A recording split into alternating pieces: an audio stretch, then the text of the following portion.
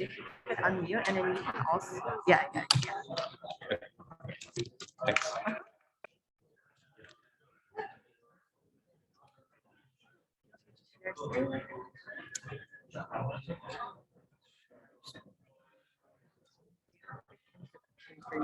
Okay, thanks. Let's see if it's working.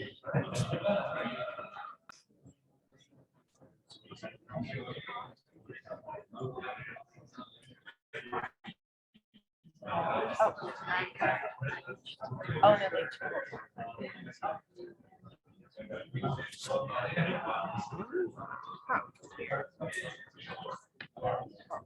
It might be starting. Yeah, maybe. We had so many technical difficulties today. Yesterday too. That's part of it. Yeah. Oh, interesting.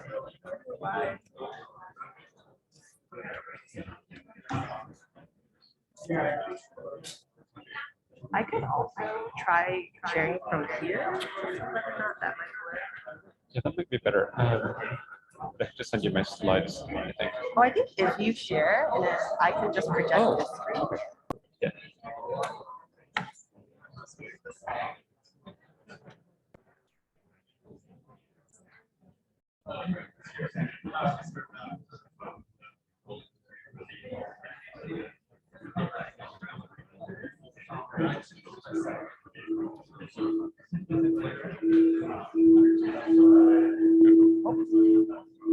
Mute something. Maybe mute yours. I think mine's already. Oh, maybe it's. Oh, is there? I think it's muted. Oh. Yeah. Maybe it's fine. Sorry.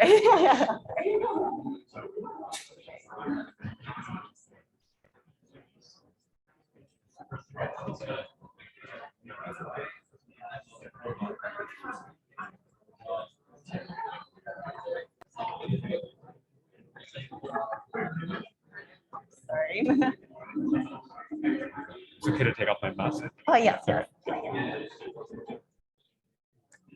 Hello, everyone. Our next speaker will be Phil. Oh, confession. Oh, no, sorry.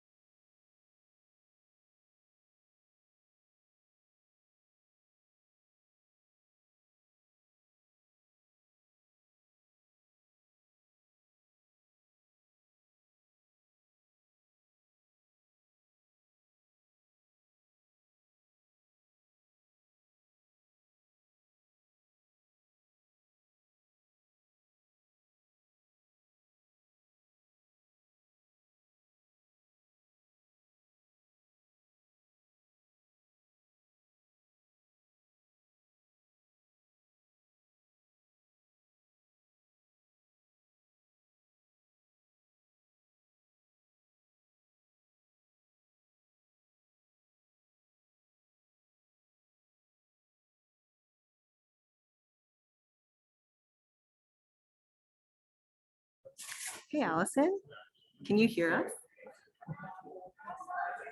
Hello? Oh, you're muted.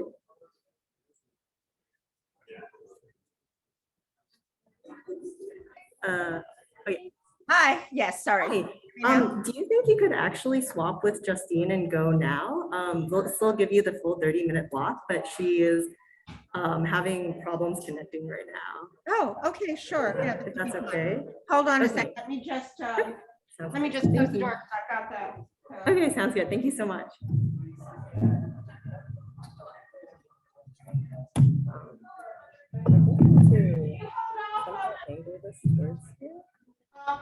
For the next half You want hour. to use the microphone to To, amplify? yeah, to amplify.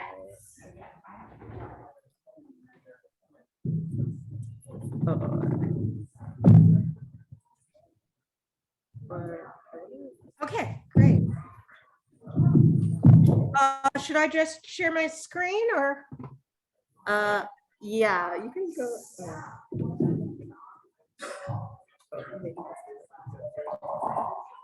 Okay, can you try speaking? It might be a little bit. Okay, yeah, I am here. Okay. It's not too echoey or? Yes, you can go ahead and share your screen.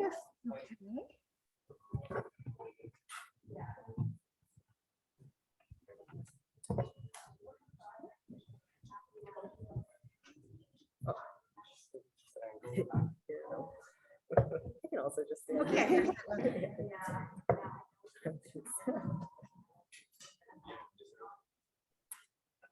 Awesome. All right, let me give a quick introduction. Okay.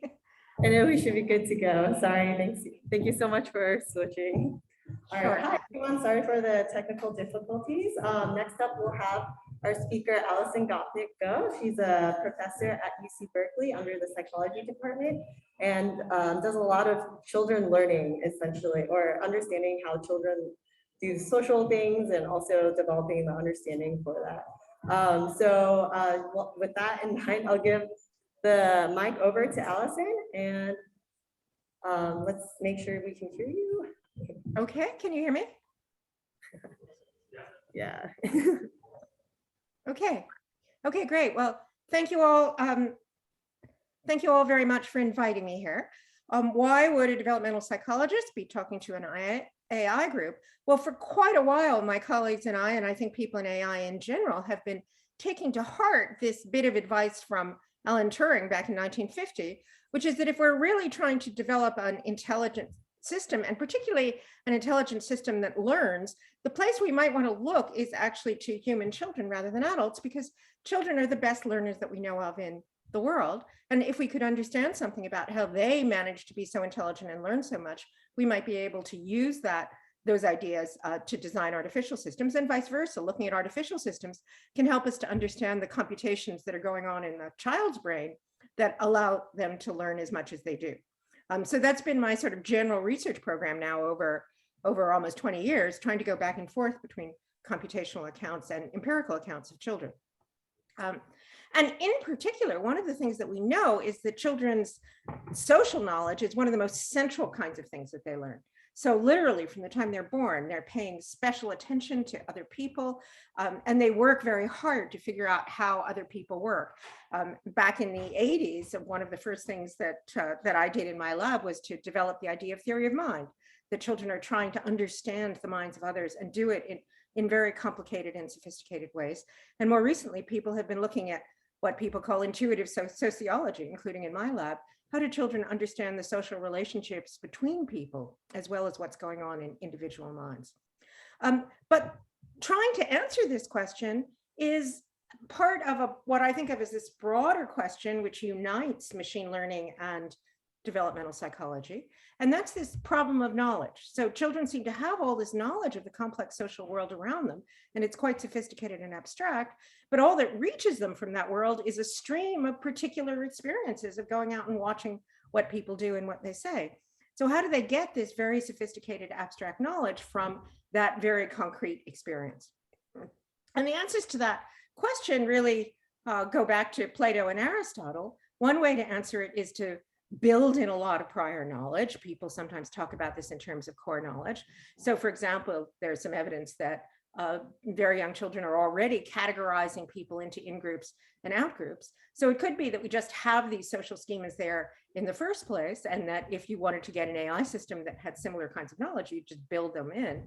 But one of the things that we know about social knowledge in particular is that there's a lot of variation and lots of potential for change. So people change what they think about the social world. They change their ideas about how social norms work or how social groups work. And so it must go beyond just some built-in prior. The other solution is to say, look, it's all just experience. And in the case of social knowledge, this often becomes a claim that something like social knowledge is just culturally constructed. It's just arbitrary. People just arbitrarily decide what the social structure of the world is. But that also runs against this fact that social knowledge seems to change, and it seems to change in a direction of becoming more accurate, that we actually get to be better at understanding the social world around us. So neither of those solutions seems to work. And instead, what I've suggested again for quite a while is that a good way of thinking about children's knowledge in general and children's social knowledge in particular is in terms of abstract structured representations of causal knowledge with systematic relationships to probabilistic data. So you could think about this as being a matter of intuitive theories, abstract theories that are related to evidence. And we've formalized this in terms of causal Bayes nets and hierarchical causal Bayesian models. I won't go into all the details about that. But this way of approaching the problem has the advantage that it gives you a way of systematically relating abstract structure and probabilistic data. So you can go back and forth from the data to the structure and back again. And in the case of social knowledge in particular, a way of thinking about this is think about social schemas, the way that we understand the social world, as abstract over hypotheses, as people sometimes say, abstract constraints on the hypotheses you could have about how people work, what people will do, what people will say. But those very general hypotheses are inferred from a bunch of probabilistic data you have about human action, about things like just looking out in the world and seeing what people do. And this has a kind of interesting dynamic, because what it suggests is that rather than having everything built in or simply having everything be culturally constructed, what happens is that children go out into the world, see statistical patterns in the ways that people behave, use them to build abstract causal schemas about how people work. And then in turn, they use those causal schemas to influence how they interpret statistical patterns. So there's this kind of Bayesian back and forth, or theory formation back and forth, where you see the evidence and that leads you to a causal theory, but then the causal theory influences how you interpret the evidence. And what I'm going to do is show you 3 experiments that we've done in different aspects of social knowledge, but all ones that would be very relevant to, say, developing a robot that could interact with humans, that actually demonstrate that children are doing something like this. Even very young children, say 4- and 5-year-olds, are doing something like this as they understand the social world. The first example I'll give, this is work with Daphne Buxbaum, is about understanding goal-directed actions through imitation. And again, if you're thinking about the robotics case, for example, one of the things that everyone sort of assumes is, well, okay, we'll want a robot to learn how to use a new machine that we're going to use in a factory or we're going to place on the moon. And the best way to do it would be just demonstrate to the robot, here's how this machine works, and then have the robot take advantage of that demonstration.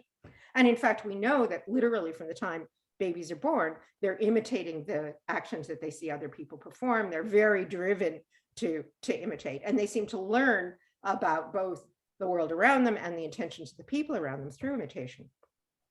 But imitation is a lot more complicated than it looks. That's one of the big morals of thinking about of developmental psychology, because you have to decide which bits of the action sequence that you've seen are actually the ones that are relevant to the effect you want, like making the machine work, and which ones are just irrelevant noise.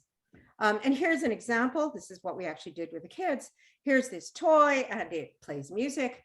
And what you see is an experimenter who performs a bunch of actions on the toy. So squishes it, squeezes that bulb, pulls that ring.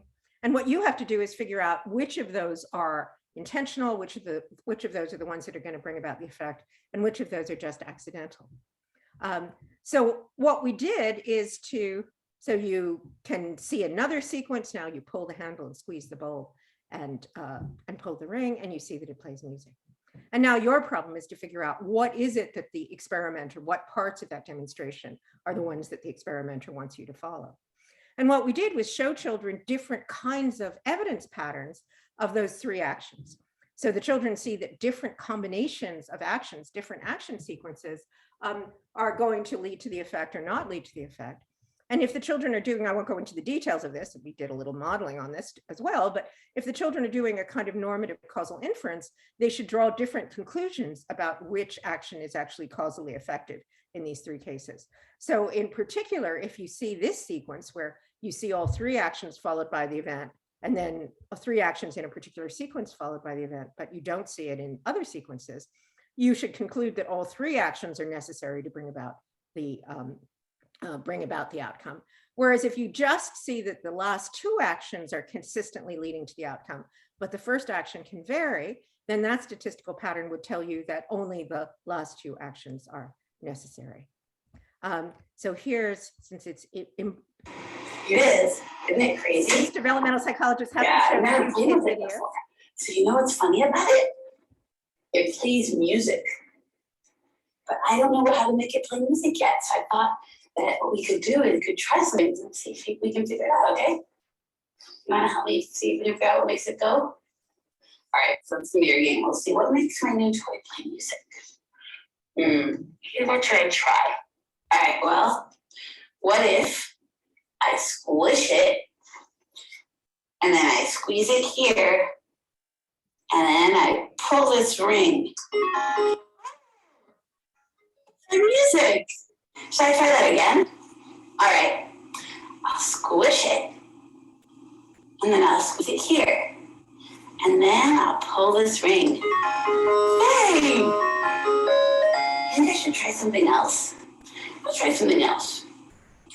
What if I squish it and then I shake it and then I pull this ring? Do you hear anything? No, I don't hear anything either. Okay, so that pattern, if the child sees 10 more of those examples of different kinds of sequences, this I'm gonna try and make it go. and now it's his Why turn. don't you make it go?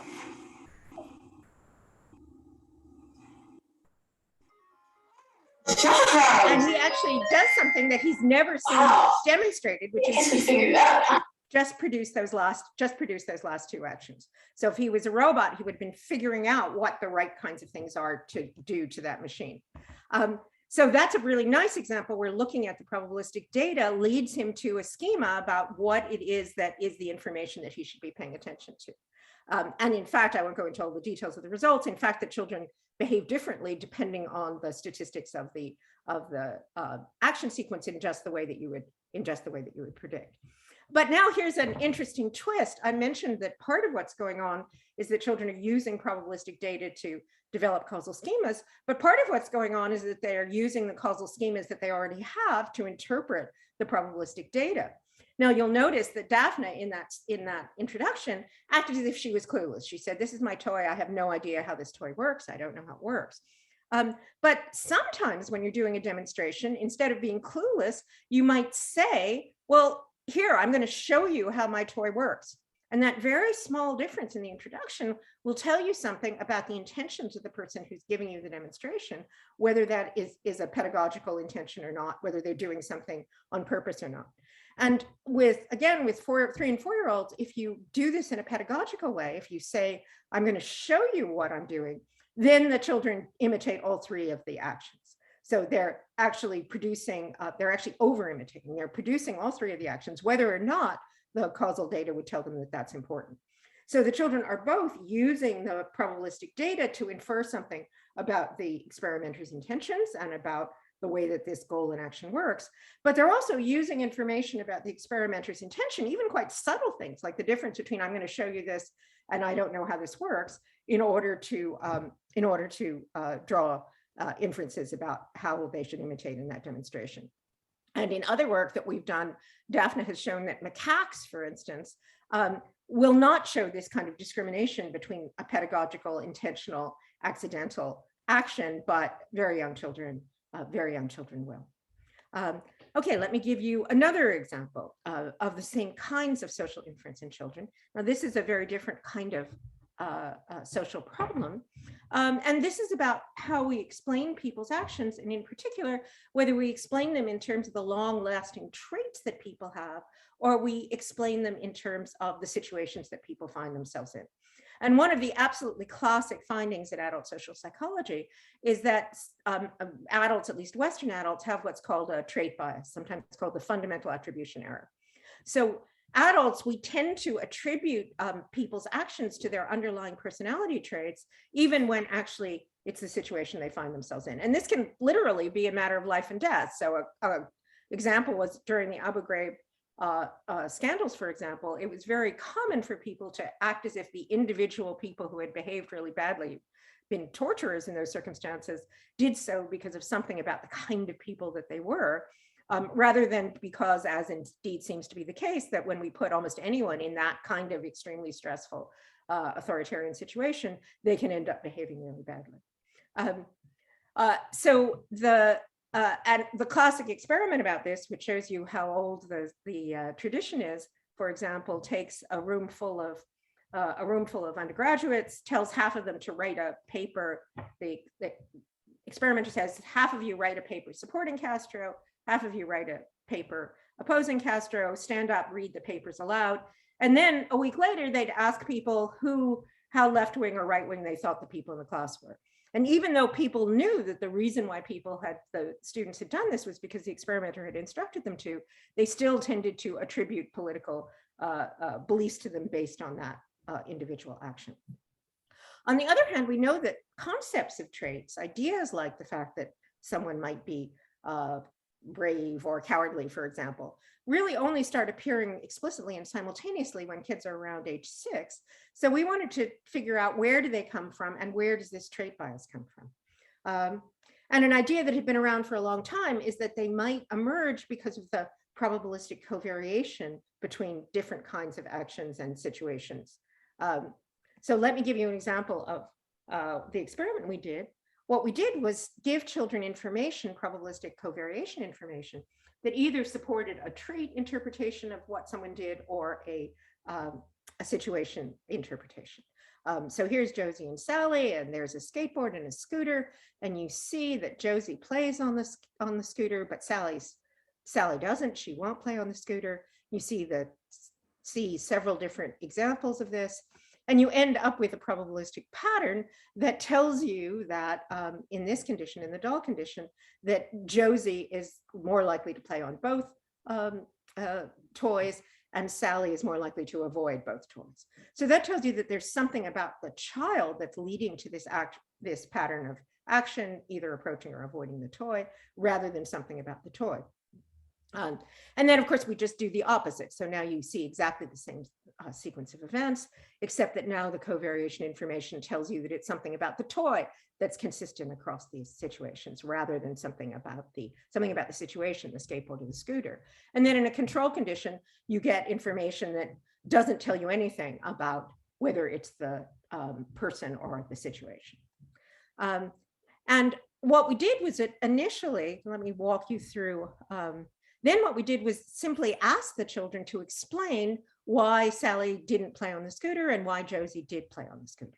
And it turned out that we could categorize their explanations into 2 categories: internal trait-like explanations, things like she knows how to ride, or she's the big sister. That was one of my favorites. Something consistent about the person, which was leading to this outcome. Or else they explain them in terms of situations, something about the scooter. The scooter is fun, or the skateboard's too wobbly. Now let me walk you through this slide. We did this for people of different ages, from 4-year-olds to adults. If you look at the 4-year-olds first, it turned out that the 4-year-olds were very good at paying attention to the evidence. So here's the control condition where there's no evidence supporting one interpretation or the other. Here's the case where the evidence is for the doll. The evidence suggests that it's something about the person. And here's where the evidence suggests that it's something about the situation. And 4-year-olds were very good at adjusting their explanations to the data, to the evidence. You look over here at the adults, as we might expect from the social psychology literature, the adults were actually showing a fairly substantial trait bias. So although they were slightly more likely to make situation attributions in a situation case, they were still more likely to attribute the action to the person's traits than to the situation, even when the evidence really supported the idea that it was something about the situation. So they were saying that the reason why she was going on the scooter was because she was brave or because she was cowardly, even when the data suggested that it was actually something about the situation that she found herself in. A really interesting finding, if you now let's go back. There's the 4-year-olds who are doing well, the adults are showing a bias, and we showed that by the time kids are 6, this evidence that they've accumulated, the 4-year-olds have accumulated, is already leading them to have a trait bias. So 6-year-olds are looking more like the adults. They're not quite as bad as the adults, but they're still showing this trait bias. But a really fascinating thing that came out in this study was that when we looked at the adolescents, even though the adolescents in the control condition, and in the case where the trait bias was appropriate, were showing a pretty strong trait bias, they were actually the most flexible. They were the most likely to be able to revise their idea about their explanations based on the data. And that suggests that these biases, whether or not you go with the prior bias of the causal schema or whether you go with the evidence, isn't just dependent on how much evidence you've acquired or how much you've learned. There also seems to be something intrinsically about adolescence, for example, that makes you want to reconsider your social over hypotheses. And there's some evidence that even neurological changes in adolescence are having that kind of effect. So there's something intrinsic to the learner there as well. All right, let me briefly give you the last kind of experiment we did. This is something that's still very much in progress, but we've just presented it. And here we were looking at how children would develop social group biases. And we know that those kinds of biases, things like sexism, racism, thinking that a group has, one group has different characteristics than other groups. So how is it that we might could we be acquiring those biases via causal inference? And this was actually inspired by the beginning of Isabel Wilkerson's book Caste, where she describes being in a room in India, not knowing anything about the caste system, and yet inferring just from watching the way that people were interacting in the room that there was something going on with one group of people versus another group of people. So what we did was to start what we call the alien dance party. Setup. So what happens, and this is complicated, but I'll explain it in a minute. So what happens is that there's an alien dance party, and you see that there are various kinds of aliens, and they have different kinds of features. And the party host, the host at the dance party, interacts with a bunch of party guests.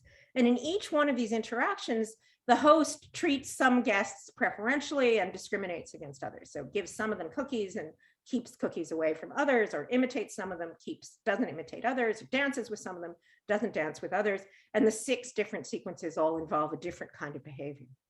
And in each case, the discriminatory behavior is based on a single feature out of a number of possible features, including biological features like wing color or social features. And then a test, their participants are asked to generalize, that is, predict which of 2 new guests with different features the host alien will treat preferentially.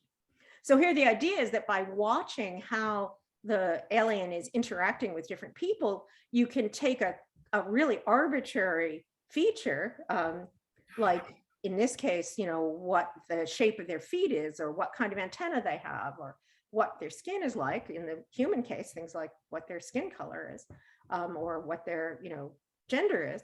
And then you can turn that arbitrary feature into something that's socially significant. And you can infer that that arbitrary feature really is socially significant in marking out different groups. So here's the way it goes. You're seeing the alien, you get introduced, the kids and adults get introduced to these aliens. And the experimenter points out, look, some of them have different spots, and some of them have different antennas. Some of them have different shaped feet. And we counterbalance which feature is the relevant one. And then what you do is you see these interactions. One of them is showing preferential treatment. So this guy is getting a cookie and the rest of them aren't. And the other one is showing discriminative treatment. So now these guys are getting cookies and this guy isn't. And as I say, we have cookies, we have imitation, we have dancing with someone, 6 different kinds of actions and behaviors like this. And now in the generalization task, we have 2 new aliens. You'll see these aliens have, for example, have different feet than the ones that the kids were seeing before. So these are different aliens with different combinations of features. And the observer has to predict what is the other alien going to do. It's the other alien going to give them a cookie or not give them a cookie or imitate them, etc. And again, we're just starting this, but what we found was that adults and older children, 7 to 10-year-olds, were actually extremely accurate at picking out the causally relevant variable. So with just a few examples of this pattern of exclusion or inclusion, adults and older children already made the generalization, it's something about the antenna. So this person thinks that the antennas are dividing up the groups into favored groups and disfavored groups. Interestingly, the younger kids, the 3 to 6-year-olds, did not show this pattern, which again might suggest maybe the task was just too hard, but it might also suggest that the younger kids hadn't yet developed this over hypothesis, this schema that people behave differently based on features that are group determining features. And I think, for example, it's notable that these younger kids aren't in peer groups yet, whereas the older kids are. So it may be that the experience of being in school, being in a peer group with a whole bunch of other kids and watching them interacting, which we think might, by the way, be responsible for the idea of individuals having traits, that could be responsible for this rather similar inference that what people do is the result of the group that they're in rather than the result of them as individuals. But we're trying this now with younger kids to see if that's true. And we're also trying to see how broad is this generalization. So if you see someone be discriminated against in terms of cookies, will that lead you to think that they'll be discriminated against or have other kinds of features, or that you'd like them more or you'd like them less? Those are the things that, or that they should have fewer or more resources. Those are the things that we're looking at now. Okay, so what are some of the morals of this for AI? I think the morals, kind of as often is the case, kind of come in two different directions. One moral is that this kind of causal inference might be a good model for trying to think about developing an AI that is more socially sensitive. It seems unlikely that simply having lots and lots of, and this will be an old moral here, simply having lots and lots of data and finding statistics is going to give an artificial system the kind of broad generalized knowledge that we see even in very young children. Something like a causal inference mechanism seems like it would be a better idea. But given that you could design a system that could do this kind of causal inference from data in the way that the children are doing it, you can already see the perils of that. So what that means is that the way that you make social inferences is going to depend a lot on both the kinds of data that you're giving to the system and the kinds of priors that the system has about general social characteristics. And you can see that just as with the kids, this can go in both directions. So on the one hand, understanding more about theory of mind, understanding more about the social interactions between people. If you're a 7-year-old out in the schoolyard, understanding that some kids are getting snubbed and some kids are being treated well, or that some kids have particular kinds of traits and others don't, those are all really useful. But you can also see how those very same inferential processes can lead to things like trait biases or social group biases that actually take you away from the reality, that actually lead you to behave in ways that are negative and that are leading to negative outcomes. So I think I'll stop there so we can have some time for questions. And again, thank you all for inviting me. If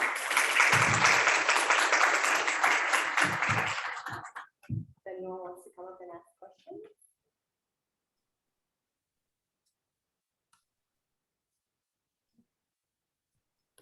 Okay, it looks like there are no questions, but thank you so much for an amazing talk, Allison. Great. And it was great to have you here as well. Thank you, Allison. Thank you for saving me. And I am so thrilled that I got to hear your talk. Oh, great, thanks. Well, I'm gonna stay on here and we'll have the discussion. Yvonne, is there a separate link for the discussion at 1:30? Sorry, 2:30. Yeah, same link as well. It'll be the same link. Okay, great. All right. Well, I'm gonna hang out here for a bit and listen to the next talk. I think I'm the next talk. Let me see. Am I next, Yvonne? Yes, you should be up. Okay, let me see if I can.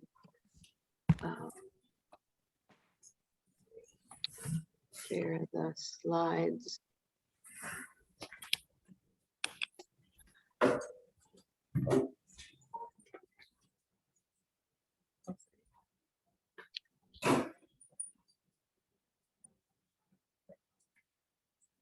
All right, in the meantime, I can give a quick introduction. Our next speaker is Justine Cassell, and she is the SCS Dean's Professor in the School of Computer Science at CMU.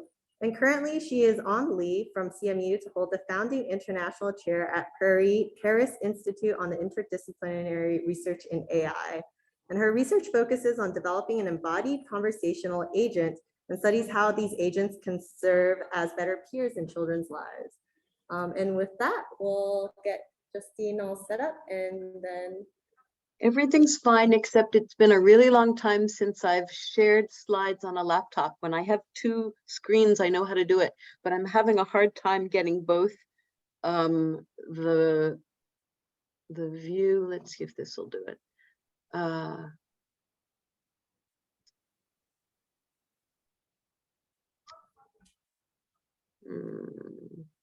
Should be simple, right? But how do I both get my slideshow in present mode and share? Because when it's in present mode, I no longer see the slide button. Oh, I think you have to present or like do the screen share first. Ah, okay, I can do that. I can do that.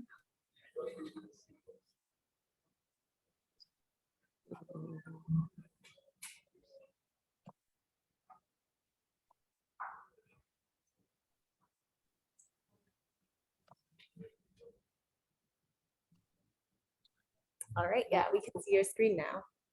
And can you see it in present mode? No, not quite. And I think, okay, I think well, I'm gonna hope that it shares sound, and if not, at some point I might need to make it do that. Okay. I think, okay, yeah. Right before you just click the share sound, but if not, we can let you know. Okay. And actually, here's somewhere where I can say share sound. Okay, great. So this is actually going to have quite a lot to do with what Allison spoke about, a continuation on the topic of children, because I think it's a place where we learn a lot about what social interaction is when we are children ourselves and when we observe children. So what does social connection look like? And this is not unique to children. This is what social connection looks like in general. Let's watch this little video clip and see if you can find what's making. Like 1 minute, it's like they might the be social. easiest thing ever, like those graphs, and then like These are two boys who've never met one another. Just like small multiplication, and they're going to be division asked stuff. to do algebra yeah, and then all of a together in sudden minute. it's like Letters. letters, variables, you know. Yeah, and I don't really understand most of it. I mean, I understand this stuff, which is on my paper right now. I mean, I get that, but there's just like this weird transition in like the middle of algebra, like from algebra half to algebra 1, that is just ridiculous. Yeah. And you know, sometimes it's really stressful for me, you know. Uh-huh. Like, don't like math. Don't like math. Yeah. I mean, the only kid. Okay, so you get a sense of what's going on between these two boys who have never met before and who are going to be tutoring one another in algebra. And I'd like you to compare it to these two boys, once again, two boys who've never met before and who are getting to know one another before peer tutoring in algebra. Our school, as part of our math program, we do the Keystones just before high school, so Nice. we don't have to deal with it then, just have to deal with it now. It's good to get off your chest, you know. Factoring polynomials is really the only thing that I've lost after that time. Yeah. And overall, it doesn't make a lot of sense to me. I mean, it makes sense to me, but it doesn't seem like you would use it that much. As Yeah, I opposed could to geometry and algebra, where a lot more common. But factoring polynomials, that's all like stuff that doesn't really tangible. Mm-hmm. Yeah. Is there like a verb for tangibleness? Tangate? Things don't tanginate? I have no clue. Okay, so when I show this to people in the US and in France, the vast majority of them think that the first two boys have a kind of an instant rapport, and that the second two boys have a striking lack of rapport. It's the opposite when I show it to older people in Japan, for example, who've explained that in the second dyad, they're paying attention to one another and being respectful. And that's why there are such long silences. But for this audience, for the most part, you probably think that there's more social connection in the first one. So what are we seeing there? What's going on that's making us judge the first interaction as instant rapport and the second interaction as instant lack of rapport? How do we understand it? How do we model it? And how do we build machines that can build rapport with people in the way those first two boys build rapport with one another, and avoid the kind of situation that we see with many, many machines that look much more like the second dyad? So I'm going to operationalize social interaction here as rapport, because it has a fairly simple definition, and this is a dictionary definition: a close and harmonious relationship in which the people or groups understand each other's perspectives and ideas and communicate well. My approach to understanding sociality, to modeling it, and to building machines is definitely interdisciplinary. We have people interact with one another. We build models and theories of the nature of that interaction. We use those models to implement virtual agents that build rapport in the same way we see people building rapport with one another. We evaluate those models by putting people in front of those virtual agents, and then we see all the ways that we didn't understand what was actually going on, and we go back to the data. Unlike many people who build agents, we don't go directly from watching people to building agents. We build models and theories first. So first, we collect a lot of data in as ecologically valid situations as we can. Here you see graduate students talking about their thesis, a real estate agent selling houses, actually trying to convince young couples to buy houses. This is Seymour Papert, famous researcher in educational technology, giving a talk. This is a parent and a child telling stories, two children telling stories, and so forth. And in all of these situations, we look at very tiny little details of the interaction. This is software called Elan that allows us to transcribe what we hear, but to also look at the acoustic signal, things like prosody, speech rate, and loudness. To look at all of the nonverbal behaviors, we look at various muscles on the face. We look at mutual eye gaze. We look at synchrony between bodies. All of these paraverbal, such as prosody, loudness, speech rate, nonverbal, such as eye gaze, head nods, synchrony between bodies, and linguistic, such as conversational strategies, such as those you see here. We call these conversational strategies. Some people might call them dialogue acts. Things such as violations of social norms, which we see a lot in adults and in teenagers. Man, you take forever to reply. Or my favorite, between two boys learning math together. That's gonna really get you far in life. Self-disclosure, talking about ourselves, praising the other person, referring to prior shared experience, back channeling or giving feedback, eliciting self-disclosures from other people, using hedges and other kinds of indirect delivery. These are all strategies, and we chose these strategies because we found them in our data. These are all strategies that we see in people who don't know one another both adults and children, and in friends who do know one another. We then take those videos that we've annotated, we divide them into 30-second slices, and using a technique that was developed by Nalini Ambadi and Bob Rosenthal in the early 1990s, we give those 30-second slices of videos to crowd workers who annotate each 30-second slice. Each crowd worker sees only one slice per video, so they're not annotating the delta between 30-second slices, but simply the nature of rapport, the level of rapport between people for each 30 seconds. And then we reassemble those videos so that we get a sense of the rise in rapport, the steady rate of rapport, the fall in rapport, and so forth. And we can correlate that with the kinds of verbal, paraverbal, and nonverbal behaviors that we observed in those videos. So we take those annotations and we model them, both in what you might call social science models or descriptive models, where we look at the data and we correlate it with goals such as being attentive to the other, managing the face of the other, that is trying to avoid embarrassing the other person roughly, coordinating with the other. And these are things that have been found in prior literature, primarily in social psychology, to play a strong role in rapport enhancement and in rapport maintenance. And we look at the level of rapport and we see if in fact these conversational strategies, nonverbal and paraverbal behaviors play these roles and whether they result in rapport.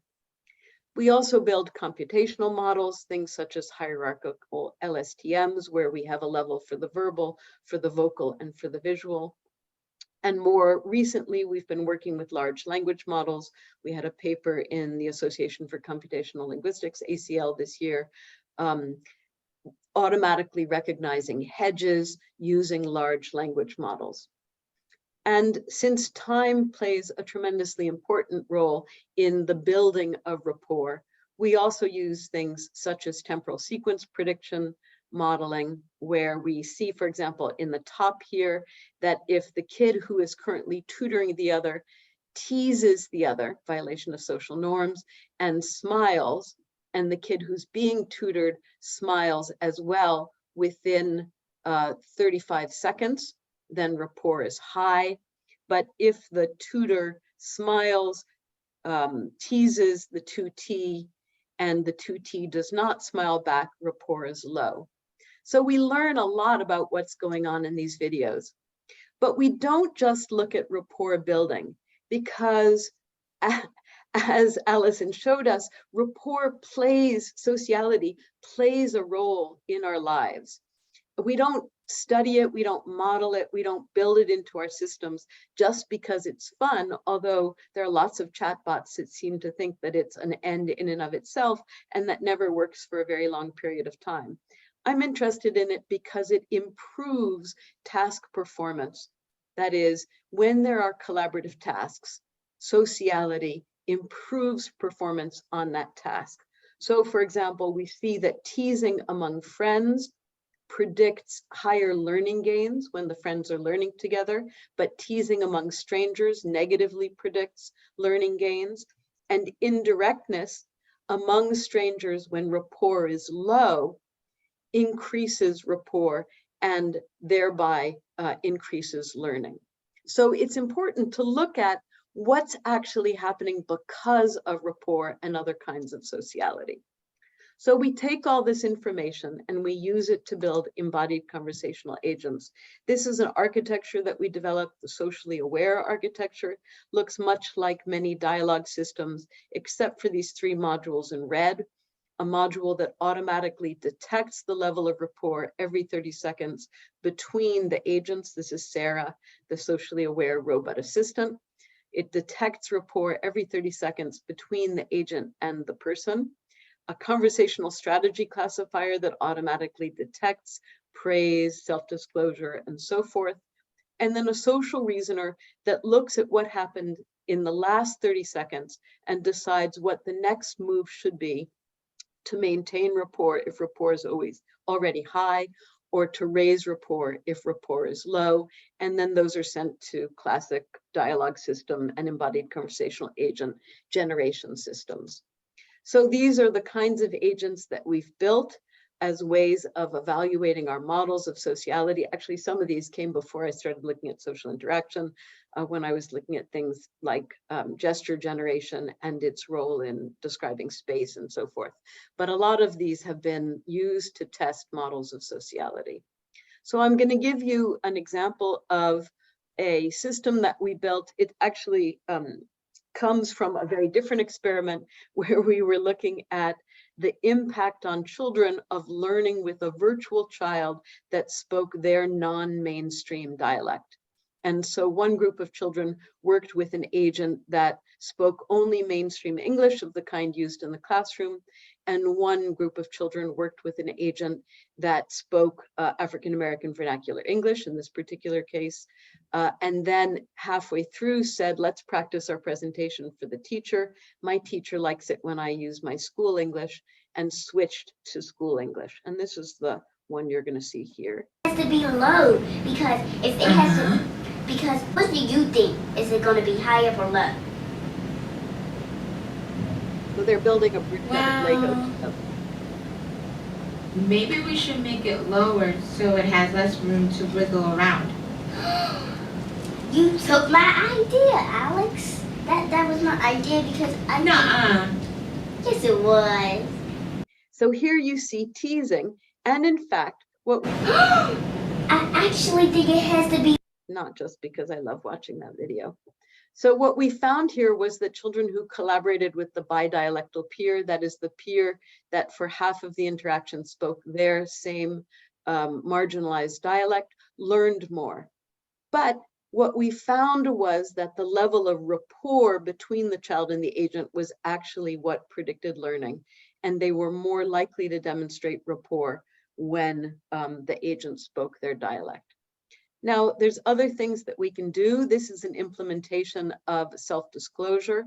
And I think for reasons of time, I'm not going to show it to you. Well, actually, I'll just show you a very short snippet. Hi, I'm Jaden. What's your name?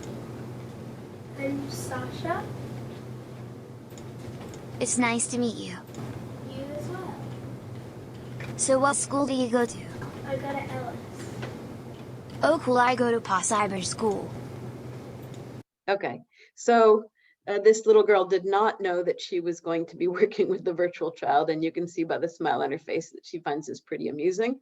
She's not someone who does well in algebra, and she was daunted by the idea of having to work on algebra with Jaden.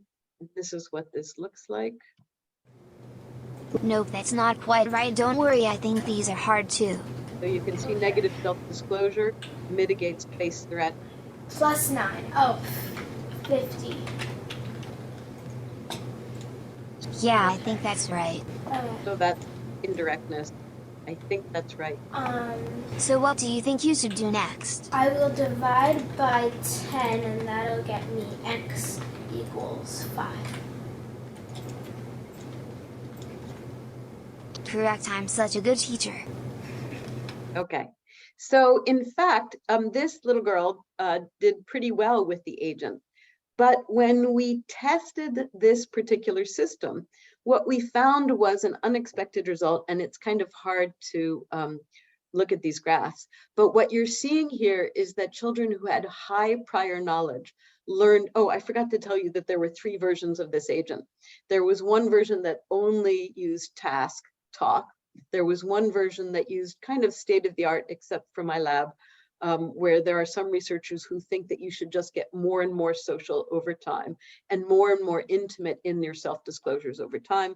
We think that doesn't work, and we've shown that it doesn't work. And so our version is an adaptive version that uses that socially aware architecture to test where the child is and then to respond in kind.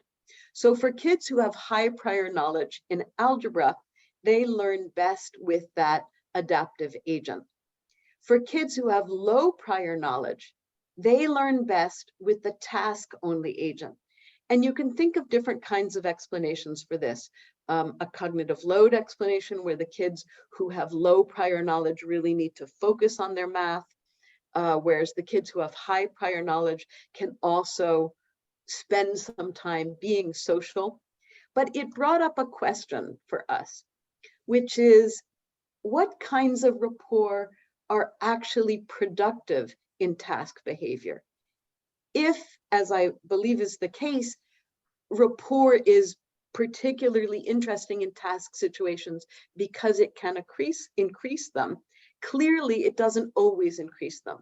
So what kinds of rapport lead to increased percentage of off-task talk, which would not be great, and what kinds lead to higher learning gains? So here, what we decided we would do would be to look at another source of sociality, and that is the brain. So increasingly, we have more direct evidence of sociality through a technique called hyperscanning, where we can look at the brains of two people in interaction and look at the synchrony between those brains at particular points in an interaction. So the question we wanted to ask was what the neural dynamics are between people that might enable rapport. Is there a synchrony that's associated with productive rapport, for example, because it allows shared mental maps or for some other reason? And are those same regions of synchrony implicated for rapport with virtual agents? And I'm really just going to show you, actually, I'm going to show you the very first results from a dyad that we just finished analyzing at the end of last week. So what we did was we brought children into the lab. We had them sit in two different rooms because we want them to collaborate over video conference so that when they're interacting with virtual agents, those screens create a kind of blue light that can distract from neural synchrony. So here we have the same blue light, so we can subtract that from the results. We used FNIRS, which is functional near infrared. It's much less intrusive than EEG and way less intrusive than MRIs. We had the kids play a game called, I think it's called Who Am I? It's a Disney game where you have lots of characters and you get clues. And if you get a clue that says blue eyes, you knock down the characters that don't have blue eyes, and you keep doing it until you've found the right Disney character. But what we did was we built that game so that it could be played solo and also collaboratively so that the children couldn't win unless they collaborated. We first had the kids interact solo to play the game alone, and then we had them interact with one another where they got different clues, and so they could only win if they shared their clues. And we figured, actually, this is very exciting for us because it meant that we got good data. We are the very first people to have done child-child hyperscanning. There's been a fair amount of hyperscanning in parent-child interaction and in unknown adult interaction. So parent-child interaction shows more interbrain synchrony than stranger-child interaction. And we're the very first people to have done hyperscanning over video conference, and it worked, which is amazing. And it also demonstrated that in the solo game phase, there was less synchrony between brains than in the cooperative game phase. So this is cool. It means that we can do this kind of analysis, this kind of data collection, and look at the results, but it's really only beginning. So the next step is going to be to look at rapport between children and correlate it with interbrain synchrony, and then to try and dive down and see what particular interactive behaviors, verbal, paraverbal, nonverbal, lead to interbrain synchrony. It's another way to build agents that are successful at building rapport, and from there, at building productive rapport that improves task. So this has been a whirlwind introduction to all of this. And I guess the moral of the story is that I think AI has been on a dead-end path since around 1952, when Marvin Minsky asked for funding for the Dartmouth workshop. And his goal was to build systems that were autonomous, but we're not autonomous. We are highly interdependent. And so if we're going to live with machines that work with us and don't replace us, they're going to need to be interdependent. And if that's going to be the case, we need to know what interdependence and sociality looks like. And in turn, just as interesting to me, these systems can allow us to understand better some pretty fundamental questions about sociality. So I will stop there.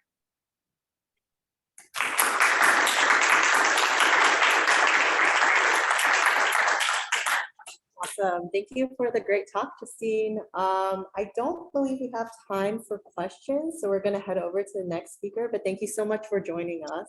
Thank you. And I apologize that I'm not going to be able to join the question session, although I'd really like to, but it's kind of the middle of the night here in France. So I apologize. No worries. Thank you. Thank you.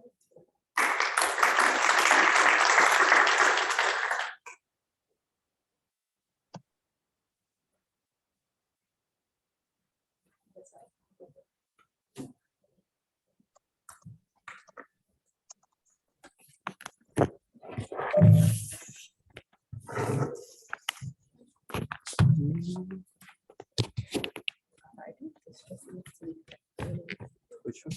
Yeah. I think we can make room. Yeah.